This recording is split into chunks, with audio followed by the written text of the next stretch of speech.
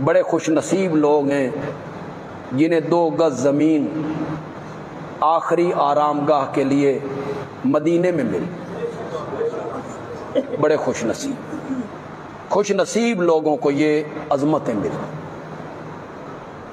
अहले हदीस मकतब फ़िक्र के एक बहुत बड़े अल्लामा, आलिम, मुफक्किर अल्लामा एहसान इलाही ज़हीर शहीद रहमतुल्लाह अलैह, गालबन सन 1987 में लाहौर मुगलपुरा में एक जलसे के अंदर बम फटा,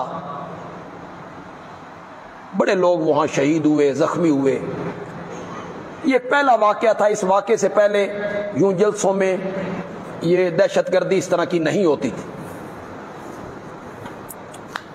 अल्लामा ज़हीर रहमतुल्लाह अलैह ज़ख्मी हुए, लाहौर अस्पताल में आ गए, होश भी आ गया। सऊदी अरब के फरमा रवा ने कहा इन्हें हमारे पास भेजो, हम इलाज करवाएं। इन्हें रियाद ले जाया गया, रियाद अस्पताल में दाखिल। खुदा का करना ऐसा हुआ, इनका इंतकाल हो गया। इनकी मैयत को मदीने पहुंचाया,